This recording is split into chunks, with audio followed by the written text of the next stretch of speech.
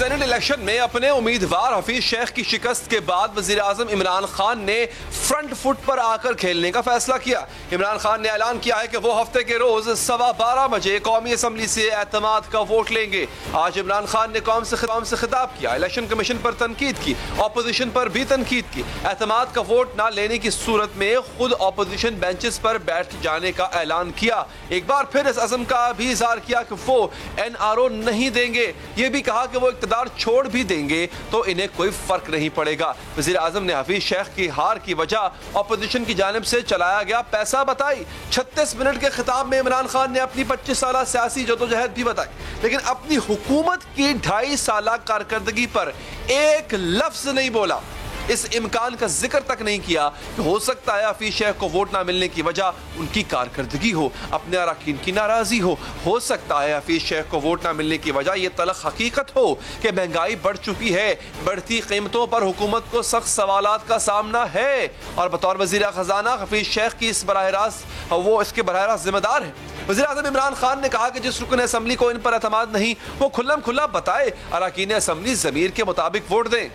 میں پرسوں confidence motion لے رہا ہوں، اسمبلی کے پاس جا رہا ہوں، کانفیڈنس اپنی اسمبلی کو کہہ رہا ہوں آپ بتائیں سامنے، کیونکہ وہ تو اوپن ہوگا نا، میں اب اپنے سارے ممبرز کو کہہ رہا ہوں یہ آپ کا جمہوری رائٹ ہے، آپ کہہ سکتے ہیں کہ جی ہم عمران خان کے ساتھ نہیں ہیں، میں آپ کی عزت کروں گا، ٹھیک ہے میں نااہل ہوں، اتنا قابل نہیں ہوں، آرام سے ہاتھ کھڑے کریں کہ نہیں ہے میں اپوزیشن میں چلا جاؤں گا، اگر آپ جیت جاتے ہیں میں اپوزیشن میں بیٹھ جاؤں گا۔ وزیر اعظم عمران خان نے الیکشن کمیشن کو بھی شدید تنقید کا نشانہ بنایا۔ انہوں نے کہا کہ الیکشن کمیشن نے خفیہ ووٹنگ کرا کے مجرموں کو بچایا ہے، ملک کی جمہوریت اور اخلاقیات کو نقصان پہنچایا ہے۔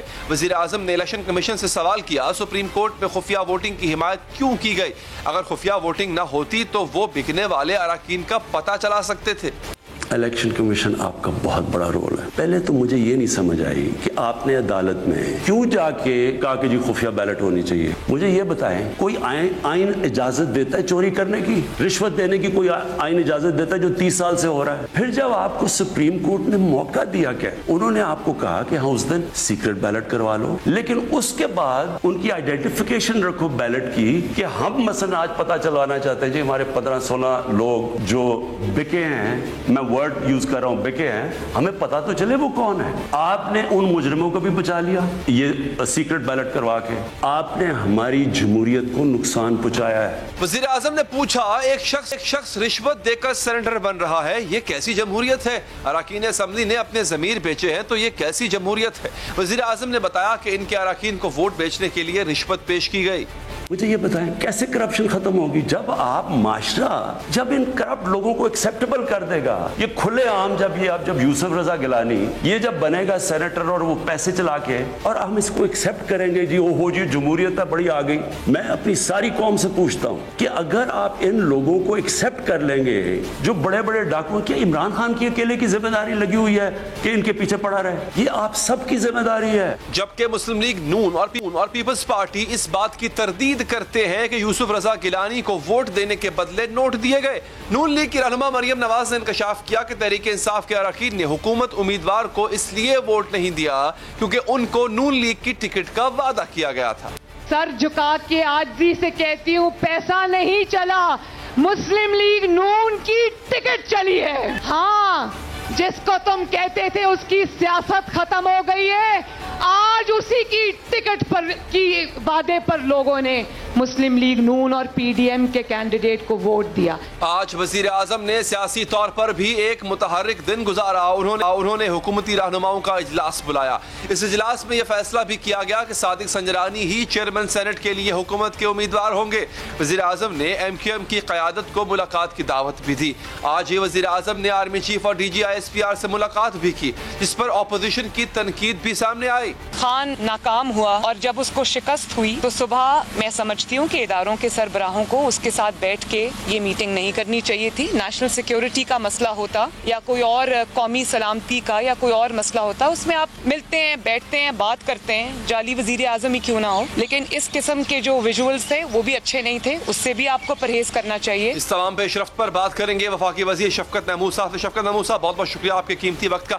سر اب اسٹریٹجی کیا ہوگی، کیا کریں جائیں گے آپ اعتماد کا ووٹ لینے کے لیے؟ کیا وہ 12 یا 13 یا جیسے کہ وزیر اعظم صاحب نے کہا کہ 16 لوگ ان کو پتہ ہے جنہوں نے دھوکہ دیا آپ کو، ان لوگوں سے بھی اعتماد کا ووٹ لیں گے آپ؟ دیکھیں بات یہ ہے کہ ہم نے تو بڑا اصولی اور اخلاقیات پہ مبنی فیصلہ کیا پرائم منسٹر نے. انہوں نے کہا ہے کہ اگر یہ الیکشن جو ہے اور جس میں واضح دھاندلی ہوئی اور واضح خرید و فروخت ہوئی، کیونکہ عورتوں کی سیٹ پہ تو ہماری خاتون کامیاب ہو گئی، لیکن گیلانی کے الیکشن کے اوپر پیسہ چلا اور اس میں گڑبڑ ہوئی، تو آپ نے کہا ٹھیک ہے اگر یہ صورتحال ہے تو ہم پرائم منسٹر نے کہا کہ میں ووٹ آف کانفیڈنس لوں گا، اور یہ ووٹ آف کانفیڈنس جو ہے انشاءاللہ ہفتے والے دن نیشنل اسمبلی میں ہوگا.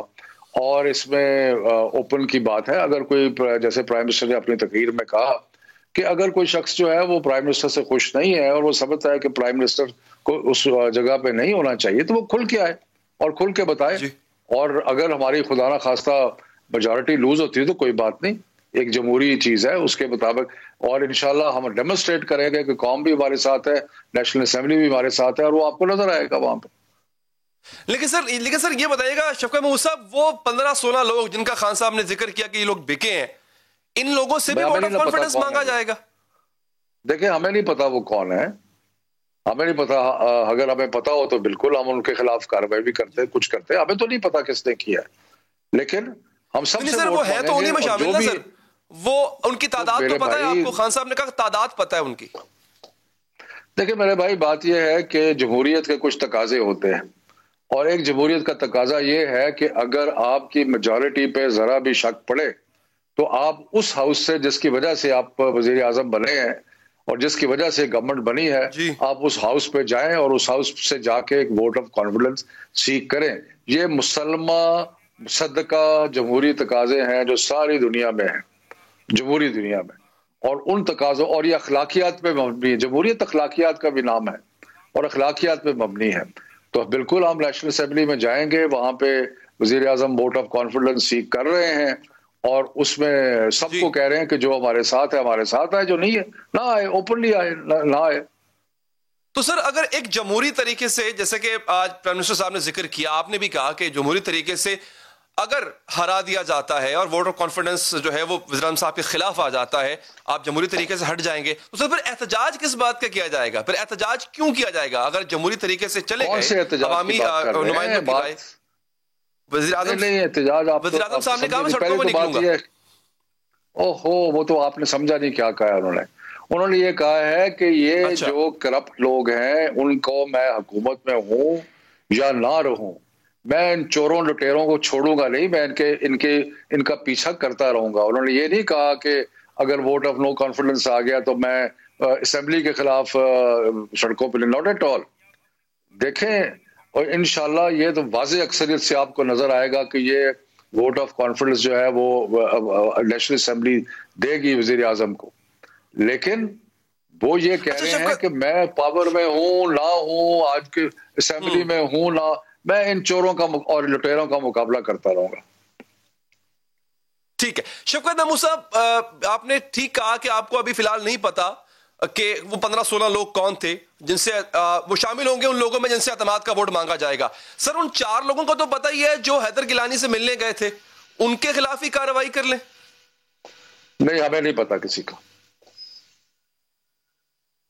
اچھا اور یہ دیکھیں دوسری بات یہ ہے علی ایک منٹ، دوسری بات یہ ہے کہ یہ اتنا سنگین چارج ہے، جب تک کوئی مصدقہ اور کنفرمڈ آپ کے پاس اطلاع نہ ہو، اس قسم کے سنگین چارجز سے آپ کسی کو نہیں کر سکتے. اس لیے ہمیں ابھی پتہ نہیں ہے، شاید بعد میں انویسٹیگیشن ہو، فورینسک ایویڈنس ہو، وائس انالیسز ہو، بڑا کچھ ہوتا ہے اور ہم کسی کو کنڈیم نہیں کرنا چاہتے. ایسے پوری طرح انویسٹیگیشن کریں گے، لیکن ہمارے پاس ایسی کوئی اطلاع نہیں ہے. ٹھیک. اچھا سر، یہ خبر سما نے بھی کچھ دن پہلے دی تھی کہ نون لیگ نے ٹکٹس کے وعدے کیے ہیں ان کم سے کم 12 لوگوں سے جنہوں نے بعد میں شاید آپ سے وفاداری نہیں نبھائی، اور یہ بات آج مریم صاحبہ نے بھی کی کہ پیسہ نہیں چلا، ہم نے ٹکٹ کا وعدہ کیا ان سے. تو سر یہ تو آپ کے جو لوگ تھے، جو مطلب وفادار تھے، یا آپ کے جو کارکن کے، یا آپ کے جو لوگ تھے، وہ تو ٹکٹ کے خالی وعدے پہ بک گئے. سر اتنے مایوس ہیں وہ پارٹی سے کہ ٹکٹ کے وعدے پہ چلے گئے. آپ نے جو بات مریم نے کی اس کو من مان لیا جبکہ پتہ ہے سب کو. اور وہ جو علی گیلانی کی ٹیپ آئی وہ بھی آپ نے دیکھی کہ اوپنلی لوگوں کو پیسے ووٹ خراب کرنے کے پیسے آفر کر رہے ہیں لوگ. مجھے تو افسوس یہ ہوتا ہے کہ جب یہ سارا ایویڈنس سب کے سامنے ہے اور الیکشن سے پہلے آ گیا تھا اور بار بار عمران خان صاحب اور تحریک انصاف کہہ رہی تھی کہ یہاں پہ شفافیت کا تقاضا یہ ہے کہ اوپن بیلٹ ہو. اس وقت تو کوئی اس کے بارے میں آگے نہیں بڑھ رہا تھا. لیکن دیکھیں بات یہ ہے کہ پالیٹکس میں تو ہر چیز ہوتی ہے. کسی کو ٹکٹ بھی آفر کیا جاتا ہے, کسی کو پیسے دیے جاتے ہیں, ساری چیزیں ہوتی ہیں. لیکن نون لیگ ماشاءاللہ کوئی اتنی جس کا لیڈر فراری ہے اور یہاں سے اربوں روپے لوٹ کے وہاں پہ جلاتے ہیں بنائیے, اس کے ساتھ لوگ بھی جائیں گے. اچھا سر, ایک اور چیز جو کہ آج وزیر اعظم صاحب کے خطاب میں مسنگ میں سمجھتا ہوں تھی, جو میں ایکسپیکٹ کر رہا تھا کہ وہ ہوتی, عمران خان صاحب نے یہ کیوں نہیں بتایا کہ ووٹ آف کانفیڈنس کے بعد اگر وہ چلے جاتے ہیں تو قوم کا نقصان کتنا ہوگا, وہ خود کتنے ضروری ہیں. 2.5 سال میں ایک عام آدمی کی زندگی کو آپ کی حکومت نے کتنا آسان کیا ہے کہ اس حکومت کا چلے جانا عوام کے حق میں نہیں ہے. کتنا ضروری ہے آپ کا اس حکومت میں رہنا, عمران خان صاحب کا رہنا, سر وہ کیوں نہیں بتایا؟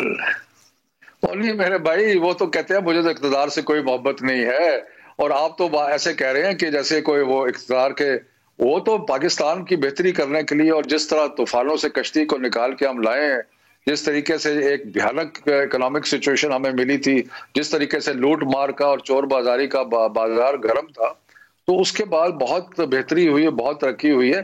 لیکن یہ کوئی کنویسنگ نہیں کر رہے تھے, وہ یہ بتا رہے تھے اس قوم کے ساتھ کیا کیا ہے ان چوروں لٹیروں نے, اور یہ بتا رہے تھے کہ ہم نے آگے جا کے اگر اللہ تعالیٰ نے ہمیں موقع دیا تو ہم ان کو چھوڑیں گے نہیں, اور ہم پاکستان کی بہتری کرتے رہیں گے. تو باقی انشاءاللہ یہ کامیابی ہوگی. آپ ان سب کو اندر کر دیں سر, لیکن کیا عوام کو یہ نہیں بتائیں گے کہ ہم نے آپ کے لیے بجلی کتنی سستی کی, آپ کے لیے آٹا کتنا سستا کیا, آپ کی ہیلتھ کے لیے کیا کیا, آپ کے لیے پولیس کتنی آسان کر دی ہم نے, مطلب کرپشن ختم کر دی, ٹرانسپیرنسی کہہ رہی ہے بڑھ گئی. یہ ساری چیزیں ہم ان کو کہتے رہتے ہیں, عوام کو پتہ ہے. جو صحت کارڈ جو تقسیم ہوئے ہیں عوام کے اندر, غریب عوام میں, اور جو ہسپتال جاتے ہیں اور 7.5 لاکھ روپے کا مفت علاج کراتے ہیں, ان کو بتانے کی ضرورت نہیں, ان کی عملی زندگی میں فرق پڑ رہا ہے. جو 200 ارب روپیہ جو ہے غریبوں میں تقسیم کیا گیا کووڈ کے زمانے میں, وہ بتانے کی ضرورت نہیں ہے. لوگوں کے گھروں پہ پیسہ پہنچا ہے, ان کو پتہ ہے اس چیز کا. جو کنسٹرکشن انڈسٹری کی ریوائیول کی وجہ سے جابز آئی ہیں, لوگوں کو پتہ ہے اس کا. جو ٹیکسٹائل انڈسٹری اور ایکسپورٹس بڑی ہیں, اس سے لوگوں کی زندگی تبدیل ہوئی, لوگوں کو پتہ ہے اس کا, اور ساتھ بتائیں گے بھی, لیکن بالکل پتہ ہے اس کا. سر میں اس کو تھوڑا سمپلیفائی کرتا ہوں سر, آپ ماشاءاللہ تدریس سے تعلق رکھتے ہیں. میں آپ کے پاس آتا ہوں سر شفقت صاحب, میں کہتا ہوں سر مجھے جی آپ اگر ایزی ہو تو مجھے بتائیں. نہیں میں سر اب عرضی کرتا ہوں, میں آپ کے پاس آتا ہوں سر, اور میں کہتا ہوں شفقت صاحب مجھے جاب کی ضرورت ہے, میں اس طرح سے آپ کے لیے ضروری ہوں. میں سے تو نہیں کہوں گا شفقت صاحب دیکھ لیں, آپ کی مرضی ہے رکھنا تو رکھ لیں, مجھے کوئی اتنی خواہش نہیں ہے. سر اقتدار کی ضرورت بھلے عمران خان صاحب کو نہ ہو, لیکن قوم کو ضرورت تھی نا اگر عمران خان صاحب کی, تو عمران خان صاحب کو بتانا چاہیے تھا کہ میں آپ کے لیے کتنا ضروری ہوں, میں نے آپ کے لیے کتنا کچھ دیا, میں نے آپ نے عوام کی زندگی کتنی آسان کی عمران خان صاحب نے, یا اگر کی بھی ہے کہ آپ کا نظریہ ہے, یہ آپ کی سوچ ہے. ہم پالیٹکس میں ہیں, آپ میڈیا میں ہیں, آپ کی اپنی سوچ ہے. ہم پالیٹکس میں جو ہماری اپنی سوچ. جو آج عمران خان صاحب نے تقریر کی وہ دل سے تقریر تھی, اس میں ایک پیشن تھا, ایک جذبہ تھا, اور انہوں نے بتایا کہ کس طرح قوم کی تباہی یہ لوگ کر رہے ہیں, کس طرح اخلاقیات کی گراوٹ یہ لوگ کر رہے ہیں, اور وہ ایک بتانا تھا لوگوں کو ضروری تھے کس طریقے سے انہوں نے جمہوریت کو مسخ کیا یہ لوٹ مار کے پیسے کو چلا کے. تو یہ مقصد تھا, آج اس چیز پہ فوکس تھا. شفقت صاحب اصل میں جو چیز آپ ٹھیک کہہ رہے ہیں, میرا نظریہ ہو سکتا ہے اور غلط بھی ہو سکتا ہے سر, لیکن میں ریٹریٹ اس کو اس لیے کروں کہ مجھے سمجھ اس لیے نہیں آ رہا کہ میں اگر اعتماد کا ووٹ لینے جا رہا ہوں تو میں یہ تو نہیں کہوں گا نا کہ اچھا بھائی کرنا تو کرو, نہیں تو مرضی ہے. مطلب اعتماد کا ووٹ لینے جا رہا ہوں تو بتاؤں گا کہ بھائی میں نے تمہارے لیے بجلی کم کر دی, میں نے تمہارے لیے گیس کم کر دی, میں نے تمہارے لیے زندگی آسان کر دی, میں نے تمہارے لیے ادارے ٹھیک کر دیے, ریفارم لے آیا, پولیس ٹھیک کر دی. یہ سب کچھ بتانا چاہیے تھا. کیا یہ آپ نے ٹھیک نہیں کیا اس لیے نہیں بتا رہے سر؟ آپ نے تو ایڈیٹوریل کامنٹ ہی کر دیا, کوشچن نہیں کیا. دیکھیں بات یہ ہے کہ پاکستان تبدیل ہو رہا ہے. پاکستان میں نے کہا جس بھیانک طریقے سے ہمیں ملا تھا اس میں, اور اگر آپ معیشت کو سمجھتے ہیں ضرور اور آپ دیکھیں کہ کس طرح معیشت جو ہے وہ اپنے پیروں پہ کھڑی ہو رہی ہے, کس طرح ہر لحاظ سے ہم آگے بڑھ رہے ہیں. مسئلہ یہ نہیں ہے, مسئلہ یہ ہے کہ آج کی تقریر کا ہدف اور تھا. وہ تقریر جس کی آپ بات کر رہے ہیں وہ تو بالکل وہ بھی کرنی ضروری ہے. آج ضرورت نہیں ہے. آج بتانے کا تھا کہ یہ کس طرح کے یہ سازشی ٹولے اور یہ اپنی این آر او کی خاطر اور اپنی لوٹی ہوئی دولت بچانے کی خاطر کیا کیا ہتھ کنڈے کر رہے ہیں اور کس طرح سسٹم کو مینیپولیٹ کر رہے ہیں. تو یہ بتانے کا مقصد تھا آج کی تقریر میں. اور جس طریقے سے پرائم منسٹر نے وہ تقریر کی وہ سب پہ عیاں ہے, اور اس کا جو امپیکٹ ہے وہ بھی سب پہ عیاں ہے. بالکل ٹھیک سر. اب آگے اگر یہ جو لوگ ہیں شفقت محمود صاحب جنہوں نے آپ کو دغا دیا, کیا لگتا ہے آپ کو کہ یہ اوپن شو آف ہینڈ میں ساتھ دیں گے, پیچھے ہٹ جائیں گے, کیا خبریں ہیں سر؟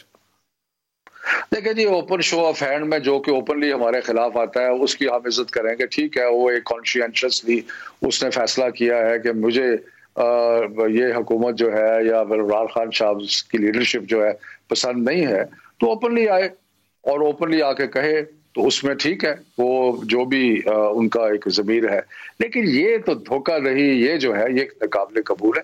تو لیکن مجھے یقین ہے کہ انشاءاللہ آپ کو اس سے نظر آئے گا کہ ہماری میجورٹی ہے. باقی کیا ہوا ہے وہ اس کی بعد میں تحقیق ہوگی. بالکل ٹھیک. لیکن سر اس کو میں بالکل جاتے جاتے آخری چیز, اس کو دھوکہ آپ سمجھتے ہیں کیونکہ آئین حق دے رہا ہے اس ووٹر کو کہ وہ جس مرضی کو چاہے ووٹ دے, اور اسی لیے سیکرٹ بیلٹ ہے, تو سر اس کو آپ دھوکہ کیوں سمجھتے ہیں؟ نہیں دیکھیں, بات یہ ہے کہ دھوکہ اس لیے سمجھتے ہیں کہ جو آپ کے ساتھ ظاہری طور پہ آپ کے ساتھ ہے اور خفیہ طور پہ آپ کو خنجر مار رہا ہے, تو وہ کوئی آپ کا وہ دھوکہ ہی ہے. اور اس کو کیا کہیں گے, اس کو یہ کہیں گے کہ بیک سٹیبنگ کہیں گے, اس کو ہر قسم کا ایک برا لفظ ہی کہیں گے نا, کہ جو اوپر سے آپ کے ساتھ ہے, منافقت ہے, یہ بھی کہہ سکتے ہیں. تو بیسکلی ہم یہ کہہ رہے ہیں کہ جو منافقت کوئی اگر کوئی خلاف ہے تو خلاف ہے, بات ختم ہو گئی. لیکن یہ کرنا کہ جی اوپر سے کہنا کہ ہم ساتھ ہیں, نیچے سے کہا اب خفیہ طور پہ ساتھ نہ ہونا, یہ منافقت ہے اور یہ دھوکہ دے. ٹھیک ہے شفقت محمود صاحب, بہت بہت شکریہ آپ کے قیمتی وقت کا. ناظرین, اب پی ڈی ایم کی اسٹریٹجی کیا ہوگی؟ اس ایک جیت کے بعد اب جو پی ڈی ایم اگلے اہداف رکھتی ہے وہ کس طرح مکمل کرے گی؟ ہمارے ساتھ ہوں گے عارف حمید بھٹی صاحب, اور ان کے پاس بڑی کام کی انفارمیشن بھی ہے جو ہمیں بتائیں گے اس وقفے کے بعد.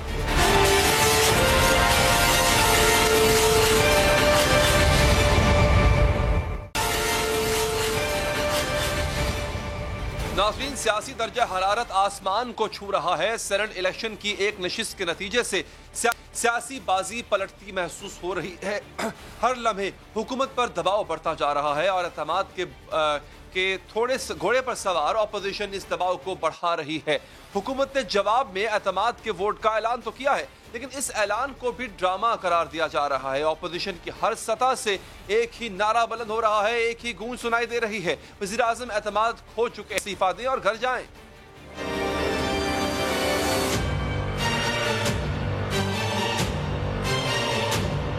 یوسف رضا گیلانی صاحب نے 169 ووٹ لیے ہیں, 169 ووٹ لیے ہیں, اور شیخ صاحب نے لیے ہیں 164 ووٹ.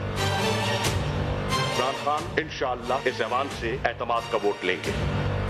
آج کے بعد عمران خان کو استعفیٰ دینا چاہیے. عمران خان کو حکمران نہیں رہنا چاہیے. انہوں نے اپنا ووٹ ضائع بھی کیا ہے, بلکہ اس کے ساتھ وہ خود بھی ضائع ہو گئے. اب وزیر اعظم صاحب پر لازم ہے کہ اس تماشے کو ختم کریں, اسمبلی کو تحلیل کریں. اگر ان میں کوئی شرم ہے, کوئی حیا ہے, تو عمران نیازی کو آج رات استعفیٰ دے دینا چاہیے.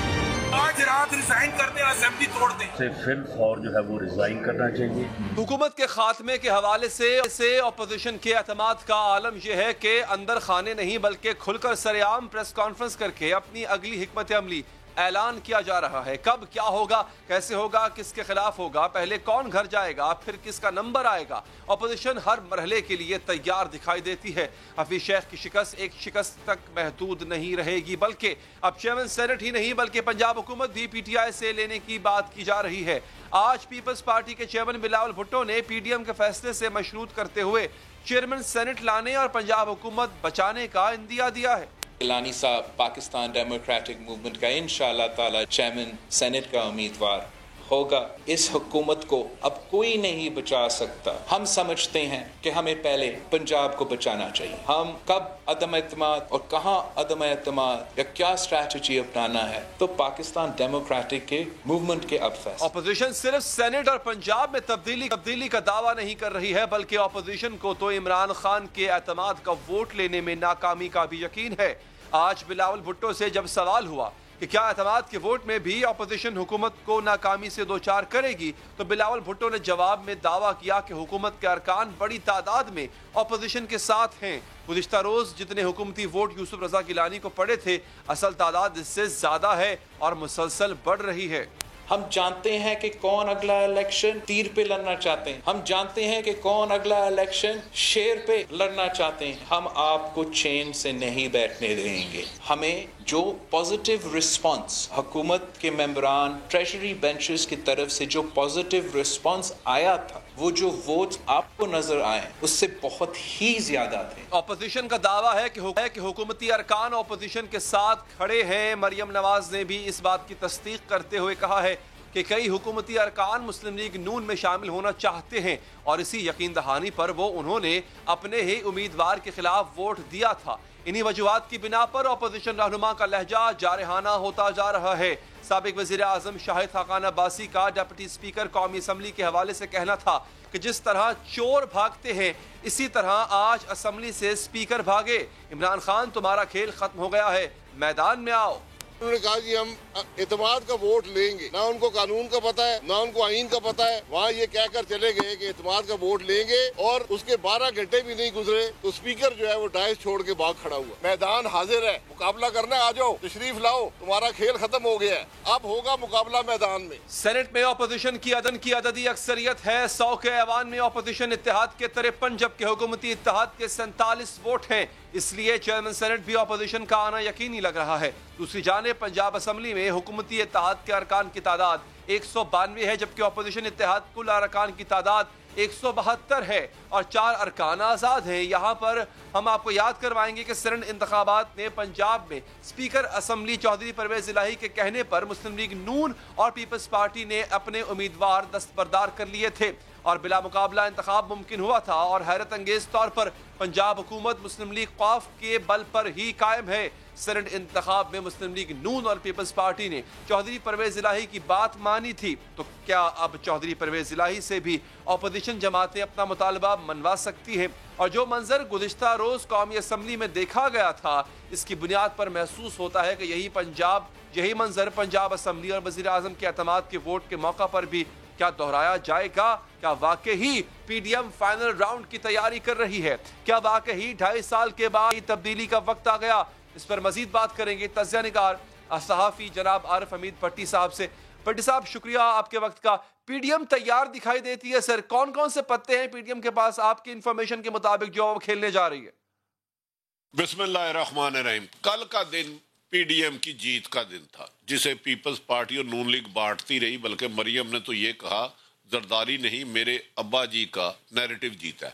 لیکن آج صفے ماتم بچ گیا ان کی جیت پہ. میں نے زندگی میں کسی کو کونسلر کی سیٹ چھوڑتے ہوئے نہیں دیکھا, پٹواری اور تھانے دار کی نہیں دیکھا.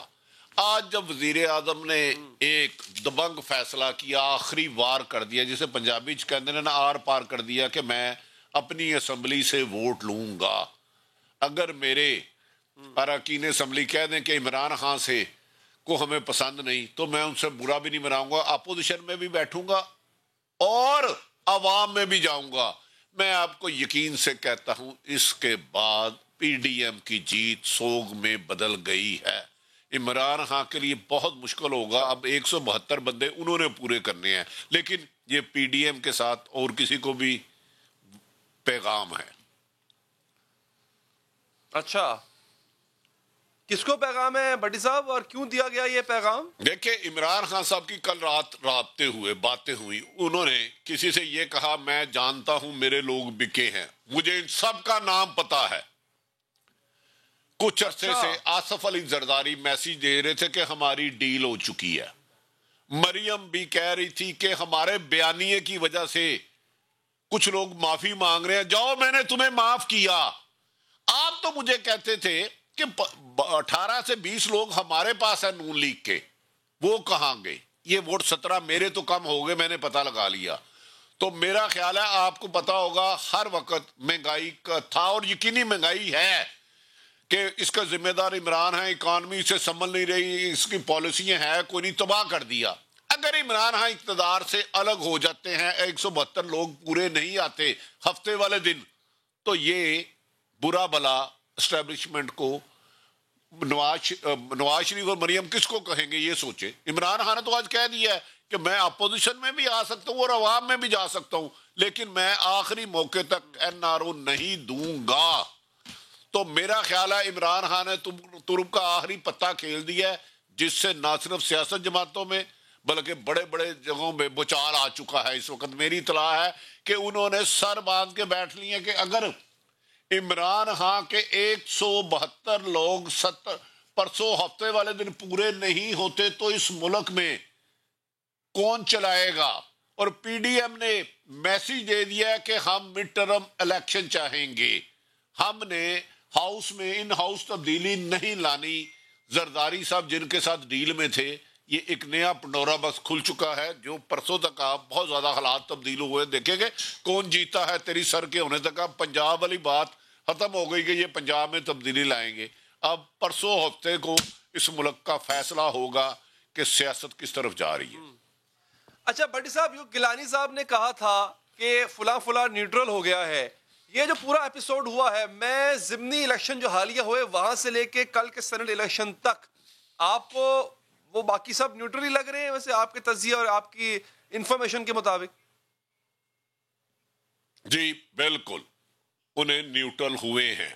اچھا، آپ وجہ دیکھیں، یوسف رضا پیپلز پارٹی کا اے پی سی کے بعد ایک بندہ گرفتار نہیں ہوا. مجھے سنگل مثال دے دیں یہاں، تو اس کا مطلب ہے پیپلز پارٹی دودھ سے دھلی ہے، آج تک اس نے کرپشن ہی نہیں کی. وہ جو اربوں روپے زرداری کا کیس تھا وہ کہاں گیا؟ فریال تارپور کہاں گئی؟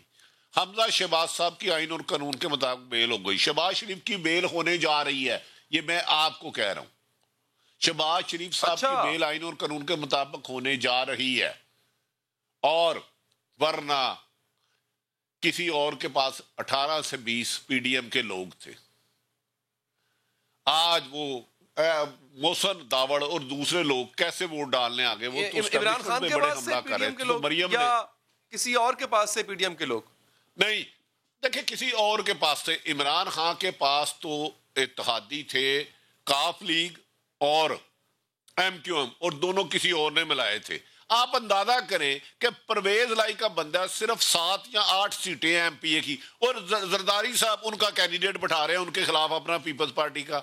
تو انہوں نے کیا خالی بٹھا دیا ہوگا کہ ٹھیک ہے جی آپ اپنا کینڈیڈیٹ بٹھا دیں تو آپ کے بندے کو میں بلا مقابلہ جیت کر جتا دیتا ہوں، پیپلز پارٹی کا کینڈیڈیٹ بٹھا دیتا ہوں. تو انہیں نہیں تھا پتا کہ یوسف رضا گیلانی بھی امیدوار ہیں. ڈو یو تھنک کہ اتنے معصوم ہیں یہ سارے؟ تو لہذا چیزیں تو ساری صاف نظر آ گئی ہیں. اور عمران خان کو میں کہہ رہا ہوں 17 صاحب کہ وہ غصے میں تھے، اور وہ پیغام جو ہے وہ شاید عوام کو تو یہ بتاتے ہیں نا آپ کہ دیکھیں جناب میں نے آپ کے لیے یہ کیا اس لیے میرا رہنا ضروری ہے. وہ تو ایسا لگ رہا تھا کہ مطلب کسی اور کو کہہ رہے تھے کہ بھائی اگر میں چلا گیا تو پھر سڑکوں پہ آ جاؤں گا. کس کو کہہ رہے تھے یہ؟ نہیں دیکھیں علی، آپ بالکل چھوٹے بھائی ہیں. وہ پیغام عوام کے لیے نہیں تھا، پی ڈی ایم کے لیے بھی نہیں تھا. وہ کہہ رہے تھے 2.5 سال سے میں باتیں سن رہا ہوں کہ مہنگائی ہو گئی، بجلی کی قیمت 22 دفعہ بڑھ گئی، پیٹرول کی بڑھ گئی، ہر 15 دن میں بڑھ رہا ہے. آئی حفیظ شیخ کس کا کینڈیڈیٹ تھا؟ خان صاحب کا تو نہیں تھا، وہ تو یوسف رضا گیلانی کا بھی فنانس منسٹر تھا. تو میرا خیال ہے کل رات کے پیغامات کے بعد آج انہوں نے آخری قدم کھیل دیا ہے. جہاں جب انہوں نے یہ کہہ دیا کہ پرانے سیاستدانوں کی طرح میں نے اربوں روپے پاکستان میں بنایا ہے نہ بیرون ملک بنایا ہے، خاص کر انہوں نے یہ لفظ کہا کہ میں اپوزیشن کی بجائے عوام میں بھی جانا پسند کروں گا. اگر وہ عوام میں جا کے اپنی 2.5 سالہ صورتحال پر کھل کے بولتے ہیں تو پھر کافی میڈیا کے لیے پرابلم ہوگی، ان کو بار بار میوٹ کرنا پڑے گا، آپ کو بھی اور مجھے بھی. میں آپ کو یہ خبر اس سے زیادہ نہیں دے سکتا. یعنی وہ اتنے متنفر آپ کو لگتا ہے ہو گئے ہیں کہ وہ پھر اگلے پچھلے سارے راز اگل دیں گے ان 2.5 سالوں میں جو کچھ ہوا 2018 الیکشن سے لے کے آخری سینٹ کے الیکشن تک؟ دیکھیں آج انہوں نے یہاں تک کہا کہ الیکشن کمیشن 1500 بندوں پہ بار کوڈ نہیں لگا تھا، یہ جمہوریت کے دشمن ہیں یہاں. تو انہوں نے میسیج تو دے دیا. انہوں نے سیالکوٹ کا بھی دے دیا کہ بھئی ادھر تو آپ 18 حلقوں کی بجائے 18 پولنگ اسٹیشنوں کی بجائے پورے کر دیا ہے. تو یہ انہوں نے کس کے کہنے پہ کیا؟ الیکشن کمیشن ایسا فیصلہ کر سکتا تھا کہ 22 پولنگ اسٹیشنوں کے خلاف شکایت میں لے کے جا رہا ہوں تو پورے الیکشن ہی دوبارہ کرا دے. تو انہیں نہیں پتا کہ کیسے ہوا. انہیں نہیں پتا عمران خان کو مریم نواز کا پچھلے ہفتے نیب نے بلایا تھا، نوٹس بھیجا تھا، سچ تھا، لیکن آدھے پونے گھنٹے بعد کس ٹیلی فون کال پہ وہ نوٹس نیب کو ہی وڈرا کرنا کہا. اپنے ہی ہاتھوں سے کہا ہوا کہ مریم کو ہم نے دوبارہ طلب کر لیا، واپس لینا پڑا. ڈو یو تھنک کہ عمران خان صاحب کو یہ چیزیں نہیں پتا؟ انہوں نے بہت ساری غلطیاں کی ہیں، اس میں دو شبہ نہیں ہے. گورنرز نہیں دے سکے، میں آج بھی کہہ رہا ہوں. لیکن آج انہوں نے جو جارحانہ کیا نا، انہوں نے یارکر اور چھکا دونوں ایٹ اے ٹائم کھیلا ہے. ایک کو یارکر مار کے بولڈ کیا وہ جو پی ڈی ایم خوشی تھو، اور ایک کو چھکا مارا ہے کہ بھائی آپ مضبوط ضرور ہو، جتنی مرضی اچھی بولنگ کراتے ہو، بیٹسمین کا جب اینڈ پہاؤ تو گیند گراؤنڈ سے باہر ہوتا. ٹھیک ہے بھٹی صاحب بہت بہت شکریہ سر آپ کے قیمتی وقت کا. آگے بڑھیں گے ناظرین. سینٹ الیکشن میں اپوزیشن کے یوسف رضا گیلانی نے حکومت کے وزیر خزانہ کو شکست دی ہے. اس حفیظ شیخ کو شکست دی ہے جن کے لیے یہ انتخابی مہم چلانے والوں میں خود وزیر اعظم عمران خان بھی شامل تھے. بطور وزیر خزانہ حفیظ شیخ کی کارکردگی پر بہت سے سوالات اٹھائے گئے. ملک کے معاشی اشاریے ضرور بہتر ہوئے لیکن مہنگائی کی شرح بہت زیادہ بڑھی. گزشتہ سال مہنگائی کی شرح 11% تک گئی اور اب 8.7% ہے. حالیہ 6 ہفتوں سے مہنگائی کا گراف مزید اوپر جا رہا ہے. 26 فروری کی خبر کے مطابق گھی، آٹا، چینی، دالوں، چاول اور دودھ سمیت ضرورت کی 25 چیزیں مزید مہنگی ہوئی ہیں. صرف ایک ہفتے میں چکن کی قیمت 5 روپے 25 پیسے بڑھی ہے. اس وقت 1 کلو چکن اوسطاً 250 روپے کا مل رہا ہے. چنے کی 1 کلو دال 193 روپے کی مل رہی ہے. چینی 94 سے 100 روپے کلو تک مل رہی ہے. صرف فروری کے مہینے میں گھی 87 روپے کلو مہنگا ہوا. ملکی قرضہ بڑھ کر 36,000 ارب روپے تک جا پہنچا ہے. سینٹ الیکشن میں وزیر خزانہ کی شکست کی وجوہات تو سیاسی ہی رہی ہوں گی لیکن مہنگائی بڑھنے کی وجہ سے تحریک انصاف کی مقبولیت میں کمی آئی ہے. ضمنی الیکشن میں اس کے امیدواروں نے شکست کھائی ہے. جس وزیر خزانہ کی معاشی پالیسیوں نے تحریک انصاف کو یہ دن دکھایا وہ پیپلز پارٹی دور میں بھی معاشی معاملات دیکھتے تھے. اس وقت تحریک انصاف انہیں امریکہ کا کٹ پتلی اور پلانٹڈ وزیر خزانہ کہتی تھی اور تحریک انصاف حکومت حفیظ شیخ کو وزیر خزانہ بنانے کے بعد یہ تاثر دینے کی کوشش کرتی دکھائی دیتی ہے کہ مہنگائی ہو رہی ہے تو ذمہ دار حفیظ شیخ ہی ہیں. معاشی کارکردگی بہت زبردست صحیح سوال پوچھ لیا. معاشی کارکردگی جو ہم نے دیکھی اور جو مہنگائی کی شرح اس وقت پاکستان کے عوام جھیل رہے ہیں، آپ لوگ ہمیشہ کہتے ہیں کہ جو پرانی حکومت ہے یہ سب اس کا کیا دھرا ہے. سر معاشی حالات پہ حفیظ شیخ صاحب بتا دیں کہ ڈسکا کے الیکشن پہ اور وزیر آباد پہ میں بتا دوں. قیمتیں بڑھتی رہیں اور اس سے بھی زیادہ پریشان کن بات یہ تھی کہ حفیظ شیخ اس سے لا علم نظر آئے. اندازہ لگائیں کہ مارکیٹ میں 1 کلو ٹماٹر 240 روپے کا مل رہا تھا اور حفیظ شیخ بتا رہے تھے کہ ٹماٹر کی قیمت تو 17 روپے کلو ہے.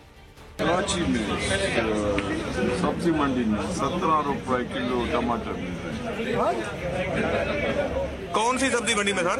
آپ جائیں جا چیک کریں. اس کے ساتھ ساتھ حفیظ شیخ کے انتظام میں اعداد و شمار میں ہیر پھیر بھی ہوا. فگر فجنگ بھی کری گئی. عوام کو غلط اعداد و شمار بتائے گئے. جی ڈی پی کی گروتھ اصل میں صرف 1.9% تھی لیکن عوام کو بتایا گیا کہ گروتھ 3% ہے. سما کے اینکر پرسن ندیم ملک نے اس ہیر پھیر کی نشاندہی بھی کی. بعد میں حفیظ شیخ نے بھی غلط اعداد و شمار کا اعتراف کیا لیکن اس کی ذمہ داری قبول کرنے کی بجائے ملبہ اداروں پر ڈال دیا. کہا ہمارے اداروں کو ڈیٹا کلیکشن کی کوالٹی بہتر کرنا ہوگی. پچھلے سال جی ڈی پی کی جو ایکچول گروتھ تھی 1.9% سے زائد نہیں ہو سکتی. ایکچول پروڈکشن کم تھی، انہوں نے نمبر زیادہ ڈال کے 3% گروتھ دکھائی تھی. نمبر فرض کیے ہوئے تھے. ملک کی معیشت بھی بری طرح سکڑی. ترقی کی شرح 2019 میں 1.9% تک پہنچی. 2020 میں منفی 0.4% تک گئی اور اس سال 1.5% تک رہے گی. اپوزیشن کے رہنما خواجہ آصف تو حفیظ شیخ کا نام ایگزٹ کنٹرول لسٹ میں ڈالنے کا مطالبہ بھی کر چکے.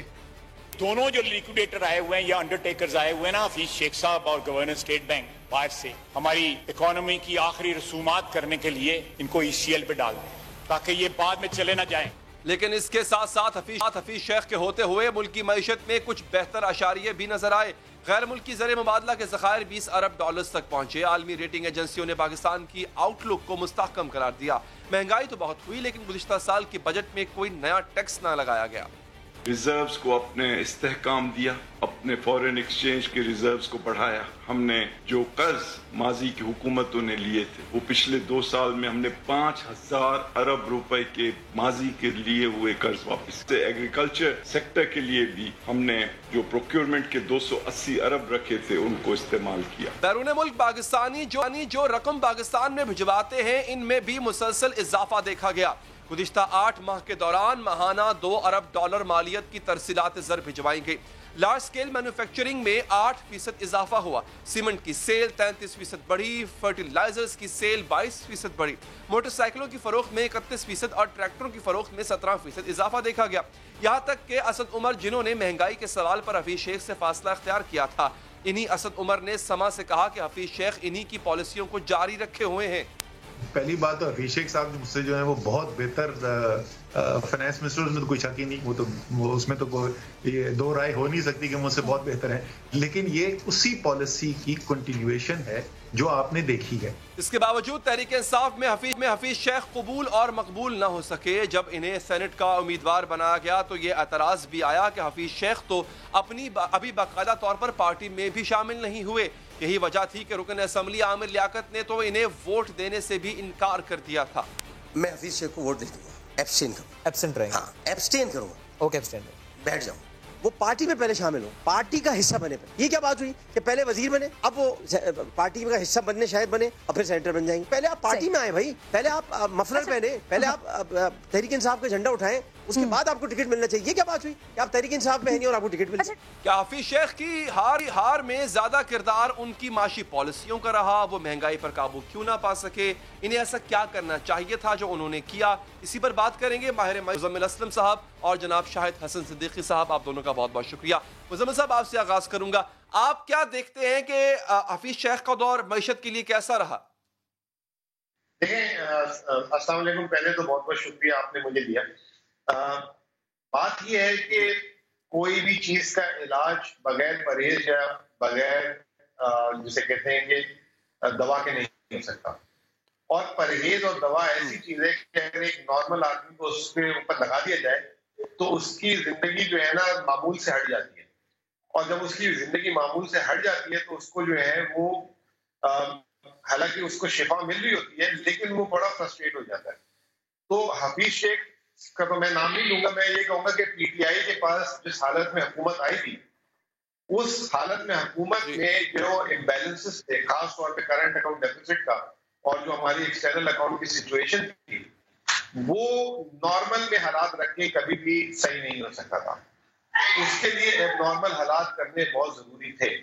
ابھی یہ کووڈ آیا ہے تو کووڈ میں لاک ڈاؤن کرنا پڑ گیا چاہے کچھ بھی ہو جائے, تو وہ ایب نارمل حالات مطلب پیدا کرنے پڑ گئے جس سے بہت سی, آپ کو پتہ ہے, پوری دنیا فرسٹریٹ ہوئی, ان کے کاروبار بند ہوئے, بچوں کی تعلیم بند ہو گئی. لیکن وہ علاج ناگزیر تھا, وہ امپورٹنٹ تھا. یہ جو کرنٹ اکاؤنٹ کا جو علاج تھا وہ صرف وہی ایک ہی تھا کہ شرح سود کو آپ نے بڑھانا ہے تاکہ لوگ جو ہے اپنی جو ہے خرچوں کو معطل کر کے بینکوں میں پیسے رکھیں اور جو ہے منافع زیادہ کمائیں تاکہ امپورٹ بل پہ پریشر کم ہو. دوسری طرف آپ نے ایکسچینج ریٹ کو بھی مہنگا کرنا تھا, اتنا کر دینا تھا کہ لوگ جو ہے ان کی طاقت سے چیزیں باہر ہو جائیں تو اس کا استعمال کم کریں. ابھی آپ تھوڑے 7-8 مہینے کی اگزامپل لے لیں گے, ابھی آپ کا ایکسچینج ریٹ سٹیبل ہوا ہے جب سے سال سے, اور آپ نے شرح سود کو نیچے کیا ہے, آپ کا امپورٹ پریشر بڑھنا شروع ہو گیا واپس سے. اور آپ دیکھیں کہ ابھی آپ اگر گاڑی خریدنے چلے جائیں تو 6-6 مہینے, 7-7 مہینے, 8-8 مہینے کا ٹائم دے رہے ہیں, اس پہ اون منی آ گیا ہے. جب سستا پیسہ آتا ہے تو ہمارے یہاں پاکستان میں سیونگ ہیبٹس نہیں ہے, لوگ خرچہ کرنا شروع کر دیتے ہیں. ابھی اسٹیٹ بینک, آپ کو اندازہ ہوگا کہ اسٹیٹ بینک آج کل جو ایک ٹرف اکنامک اسکیم ہے کہ آپ قرضہ لیں اور کارخانہ لگائیں, اس میں ملا کے بھی 400 ارب روپے نہیں ہوئے, اور صرف جنوری کے مہینے میں جو ہے 35 ارب سے زیادہ کا آٹو لون لوگوں نے لے لیا, اور آل ٹوگیدر جو گاڑیوں کا لون جو ہے بینکوں سے ملا کے 260 ارب روپے کا لے لیا ہے. آپ سوچیں کہ 260 ارب روپے کا لون لے لیا اور کارخانے نہیں لگے. تو یہ چیزیں جو ہیں پاکستان کی سوسائٹی کے اور حالات کو دیکھتے ہوئے ناگزیر تھی. اب یہ اس کا آؤٹ کم کیا تھی؟ مہنگائی. اب مہنگائی پہ جو کنٹرول ہے اس کا ایک طریقہ یہ ہے کہ بھائی آپ ملک میں بہت زیادہ پیداوار کریں. پیداوار آپ کو پتہ ہے پچھلے سال ایب نارمل بارشیں ہوئی ملک میں. پھر کووڈ کی وجہ سے سپلائی چین پوری دنیا میں ڈسٹرب ہو گئی ہے. اس وقت بھی ابھی میں آپ سے بات کرتے ہوئے باہر سے کنٹینرز نہیں مل رہے. پوری دنیا میں جو $1,000 کنٹینر کا ریٹ تھا 4 مہینے سے $4,000 $5,000 ہو گیا. اس میں بھی اویلیبلٹی نہیں ہے. جب اویلیبلٹی نہیں ہوگی تو ٹائم پہ چیزیں نہیں پہنچیں گی. وقت کم ہے مزمل صاحب, میں چاہ رہا ہوں کہ آپ نے جو باتیں کی ہیں لیٹس سے کہ اس میں ڈاکٹر شاہد حسن صدیقی صاحب کا کیا موقف ہے, وہ ادروائز سوچتے ہیں یا ان کا بھی یہی سوچنا ہے. ڈاکٹر صاحب بہتری آئی ہے, مزمل صاحب نے جو اشاریے بتائے ہیں بالکل اچھے اشاریے ہیں, قابل ستائش باتیں ہیں وہ, لیکن ایک جو بڑی ہی سادہ سی چیز ہے وہ ہے عام آدمی کی زندگی کیا بہتر ہوئی ہے, آسان ہوئی ہے, یہ پہلے سے مشکل ہوئی ہے. وہ یہ فرما رہے ہیں کہ ایسا ہونا انیویٹیبل تھا. آپ یہ بتائیے گا کیا یہ ناگزیر تھا کہ اکانومی کو پہلے تھوڑا سا ڈسٹرب کیا جاتا تو حالات بہتر ہوتے؟ دیکھیے اگر یہ کہا جائے کہ جو انہوں نے اہداف اپنے بجٹ میں رکھے تھے تو وہ تو ان کو پتا تھا کہ کیا تباہی بربادی اگر ہوئی تھی تو ہو چکی ہے, تو وہ اہداف کیوں بری طرح ناکام ہوئی ہے؟ پہلا سوال تو یہ پیدا ہوتا ہے نا. اگر میں جو عرض کر رہا ہوں نا کہ غلطی جو حفیظ شیخ صاحب سے ہوئی تھی وہ یہ ہوئی تھی کہ انہوں نے IMF کے ساتھ جو مذاکرات کیے تھے اس میں جو شرائط منظور کی تھیں وہ قطعی ناقابل عمل تھیں, اور اس کا نتیجہ آپ نے دیکھا کہ مہنگائی بڑھ گئی, شرح نمو سست ہو گئی, اور IMF کا پروگرام 1 سال سے معطل ہے. یہ پاکستان میں کبھی نہیں ہوا تھا. تو وہ جو انہوں نے معاہدہ کیا تھا وہ غلط تھا, نمبر 1. دوسری غلطی انہوں نے یہ کی کہ حکومت کی پالیسی جو ہے وہ یہ ہے کہ طاقتور طبقوں کو مراد دی جائیں, ٹیکس چوری کرنے والوں کو, قومی دولت لوٹنے والوں کو, اور ان لوگوں کو فائدہ پہنچانے کے لیے تاکہ حکومت اقتدار میں رہے. اگر قانون بنانا پڑے تو وہ بنائیں, قانون توڑنا پڑے تو توڑیں. وہ حکومت کرتی رہی اور یہ حکومت کو جو ہے وہ فیول دیتے رہے کہ جو غلط فیگرز دے کر, غلط اسٹیٹس دکھا کر جو قوم کو بتاتے رہے وہ غلط تھا. تو یہ 2 غلطیاں ان کی بہت بڑی ہیں. لیکن اگر میں آپ سے یہ کہوں کہ سرکولر ڈیٹ 1200 ارب روپے سے 2400 ارب ہو گیا, تو انہوں نے تو یہ کہا تھا کہ ہم ان وجوہات کو دور کریں گے جن کی وجہ سے سرکولر ڈیٹ پیدا ہوتا ہے اور ہم اصلاحات کریں گے. اب انہوں نے تسلیم کر لیا کہ وہ انہوں نے نہیں کی, اس لیے کہ اس میں جو سب سے بڑی بات تھی وہ یہ تھا کہ انہوں نے یہ کہا تھا تحریک انصاف نے الیکشن سے کچھ پہلے کہ 100 ڈیز کے اندر ہم عدل پر انصاف اور مبنی ایک ٹیکسوں کی پالیسی لے کر آ جائیں گے ودن 100 ڈیز. اب وہ نہیں لائے, نہ آئندہ لائیں گے, کیونکہ اس سے طاقتور طبقوں کے مفادات متاثر ہوتے ہیں. اگر آپ یہ دیکھیں کہ 18 میں جو ٹیکس ایگزمپشن بجٹ میں دی گئی تھی وہ 541 ارب کی تھی. ان 2 برسوں میں انہوں نے دی ہے 2400 ارب کی. پیٹرولیم لیوی جس کو میں بھتہ کہتا ہوں, جس کی وجہ سے مہنگائی بڑھتی ہے, وہ 2018 میں 180 ارب کا تھا, اس سال 450 ارب کا تھا. تو بنیادی چیز یہ ہے کہ تمام پالیسیاں, بیشتر عام پالیسیاں طاقتور طبقوں کے مفاد میں بنائی جاتی ہیں اور اس کا بوجھ عوام پہ ڈالا جاتا ہے. اور اشرافیہ جو پاکستان کا ہے, جسے آپ مافیا بھی کہہ لیں, کارٹلز کہہ لیں, ان کا وفاقی حکومت کا, صوبائی حکومتوں کا, کچھ اداروں کا جیسے اسٹیٹ بینک, FDRA گٹھ جوڑ ہے. دوسرا گٹھ جوڑ ہے ریاست پاکستان, حکومت پاکستان اور IMF اور ورلڈ بینک کا ہے. یہ جو اشرافیہ کا گٹھ جوڑ ہے وہ پالیسیاں بنا رہے ہیں پاکستان میں. اب یہ دیکھیے کہ ٹرانسپیرنسی انٹرنیشنل نے ابھی یہ کیا کہا ہے, انہوں نے یہ کہا ہے کہ جن لوگوں جو اقتدار میں فائز لوگ ہیں یا جن کے پاس سرکاری خزانے کی کنجی ہے وہ اپنے مفادات کا تحفظ کرتے ہیں, نہ کہ وبا کے متاثرین کا. تو جو اقتصادی پیکج ہمارا آیا اس میں ایگزیکٹلی یہی ہوا کہ آپ نے طاقتور طبقوں کو مراد دے دی, پھر آپ نے کہا یہ کنسٹرکشن شعبے میں کالا دھن لے آئے, پھر آپ نے بینکوں کے جو منافع دیتے ہیں PLS پر, اس میں قانون توڑا ہے اسٹیٹ بینک نے. صاحب وقت چونکہ بہت کم ہے, آپ کا بہت بہت شکریہ. مزمل صاحب آپ نے وقت دیا, سر آپ کا بھی بہت بہت شکریہ. PSL کیوں ملتوی ہو گیا, غلطی کس کی ہے, ذمہ داری کس پر عائد ہوتی ہے, بات کریں گے اس وقفے کے بعد.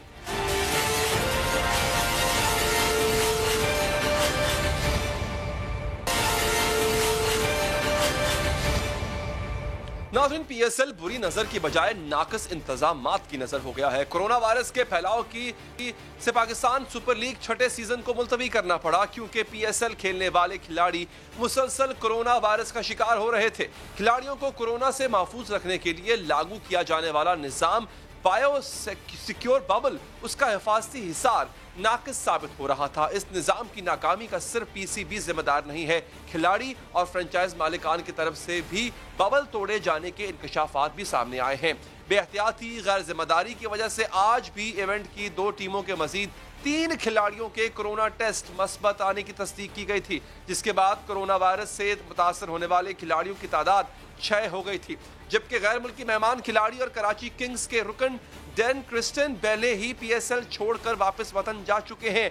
इस्लामाबाद यूनाइटेड के 4, लाहौर कलंदर्स का 1 और कोयटा ग्लैडिएटर्स का 1 खिलाड़ी और 1 ऑफिशियल वो अब तक कोरोना में मुब्तला होने की तस्दीक कर चुके हैं। केसेस में मुसलसल इजाफे की वजह से आज पीसीबी ने फैसला किया कि इवेंट को मुलतवी किया जाए और बकिया मैचेस साल के आखिर तक करवाए जाएंगे। पीसीबी के इस फैसले पर शायकीन क्रिकेट ही उदास नहीं हुए, बल्कि फ्रेंचाइज मालिकान की तरफ से भी सख्त नाराजगी का इजहार किया जा रहा है। पीसीबी को कोरोना वायरस के फैलाव का जिम्मेदार करार दिया जा रहा है। लाहौर कलंदर्स के सीईओ आतिफ राना ने इल्जाम लगाया कि पीसीबी बायोसिक्योर बबल पर अमल दरामद में नाकाम रहा। वो तो पहले ही इन हालात में इवेंट के हक में नहीं। फ्रेंचाइज मालिक पीसीबी को जिम्मेदार ठहरा रहे हैं, लेकिन खुद मालिकान भी इस फैलाव में बोरियो जिम्मा नहीं है, क्योंकि ये इल्जामात भी सामने आ चुके हैं कि पेशावर ज़ल्मी के कुछ खिलाड़ियों ने बायोसिक्योर बबल की खिलाफ वर्जी की थी और फ्रेंचाइज मालिक जावेद आफरीदी सिम्मी ने खिलाड़ियों को कोरोना से महफूज रखने के लिए एक निज़ाम लागू किया था, जिसे बायोसिक्योर बबल का नाम दिया गया, जिसके तहत खिलाड़ियों को बैरूनी दुनिया से राबता मुकम्मल खत्म कर दिया गया था। यानी खिलाड़ी, ऑफिशियल्स और मुतल्लिका अमला आम लोगों से दूर रहेंगे, लेकिन ऐसा नहीं हुआ। जबकि इंडिपेंडेंट उर्दू की खबर के मुताबिक पीसीबी के इंतजामात काबिल अमल ही नहीं थे। खिलाड़ी और मैनेजमेंट जहां रह रहे थे, वहां भी सिक्योर बबल से बाहर के अफराद मुसलसल आमदोरफ्त करते रहते थे और लिफ्ट या दरवाजे इस्तेमाल करते थे, और उन होटल्स में शादियां और पार्टीज भी जारी थी जहां पर वो ठहरे हुए थे।